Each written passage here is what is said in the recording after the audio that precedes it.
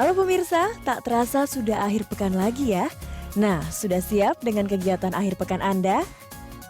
Kalau belum punya rencana, Travel Notes kali ini mungkin bisa mencerahkan pikiran dan jadi dapat ide kemana Anda akan memanfaatkannya.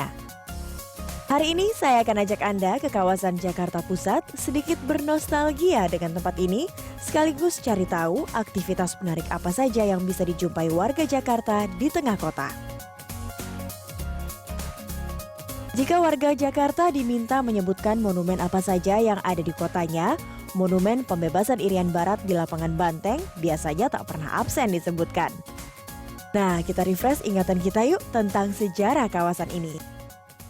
Di abad ke-19, kawasan ini dimanfaatkan oleh masyarakat golongan elit bangsa Belanda sebagai tempat berkumpul menghabiskan waktu di akhir pekan.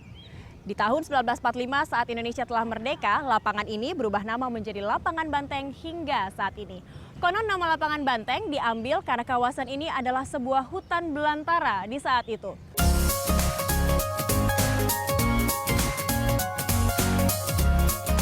Di zaman penjajahan Belanda, kawasan ini dinamakan Waterloo Plain. Tapi pribumi di Batavia kala itu lebih suka menyebutnya Lapangan Singa. Sebab di tengah lapangan yang juga berdiri Istana Gubernur Jenderal Daendels ini, terpancang tugu peringatan dengan patung singa di atasnya. Tugu itu didirikan pada tahun 1828 untuk mengenang pertempuran Waterloo. Sejak namanya berganti menjadi Lapangan Banteng di tahun 1945, sejarah lain kembali tercatat di tahun 1962 dengan dibangunnya Monumen Pembebasan Irian Barat yang diresmikan Presiden Soekarno 17 Agustus 1963. Patung ini dibuat oleh Edi Sunarso yang juga membuat patung Dirgantara setahun setelahnya. Selain bersejarah, kawasan seluas 4,5 hektar ini sekarang semakin layak menjadi ruang terbuka hijau yang bermanfaat sebagai paru-paru ibu kota Jakarta. Karena luas dan rindangnya pepohonan, Taman Lapangan Banteng rutin digunakan untuk acara publik hingga pameran. Seperti Flona, salah satu pameran flora dan fauna yang digelar tiap tahun sejak 10 tahun terakhir. Sejak tahun 1971, pemerintah Provinsi DKI Jakarta sudah menggelar Festival Flora dan Fauna. Ini bukti atau komitmen dari pemerintah DKI Jakarta untuk menghijaukan kota ini. Dan dari festival ini pula, masyarakat diajak untuk peduli terhadap penghijauan mulai dari lingkungan terdekat mereka, dari rumah.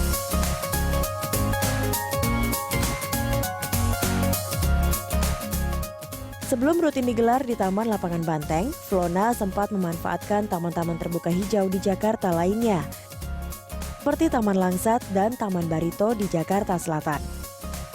Tahun ini adalah tahun ke-32 Bursa Flora dan Fauna mengajak warga Jakarta peduli terhadap penghijauan lingkungan. Disinilah tempatnya bisa meningkatkan kepedulian masyarakat, peduli sama yang namanya tanaman, pohon dan sebagainya. Dan di sini tempat berkumpulnya. Target Flona itu buat semuanya, dari anak kecil sampai dewasa. Sebenarnya lebih kepada untuk menampilkan, memamerkan keindahan banyak keanekaragaman hayati sebenarnya yang kita punya nih Jakarta dan khususnya juga di Indonesia seperti itu. Lebih kepada itu.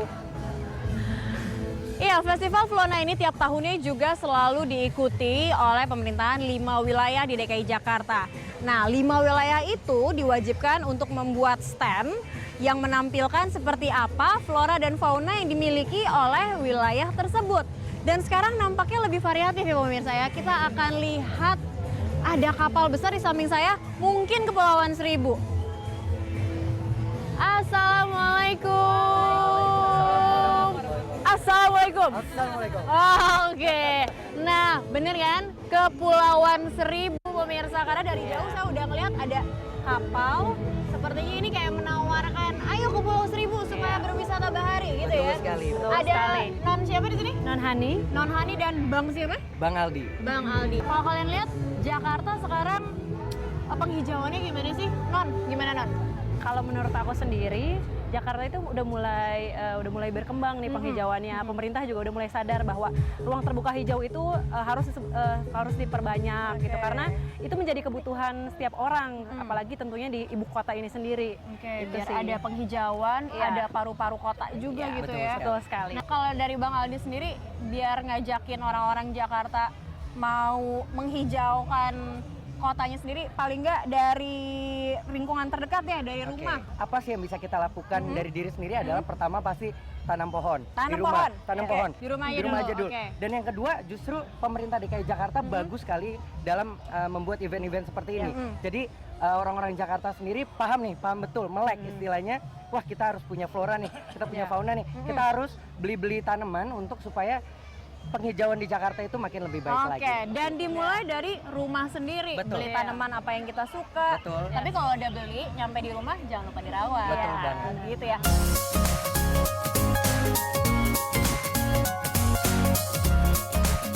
Tahun ini ada 180 peserta yang membuka stand baik dari pehobi, komunitas pecinta tanaman, dan hewan peliharaan berkumpul di sini selama sebulan penuh.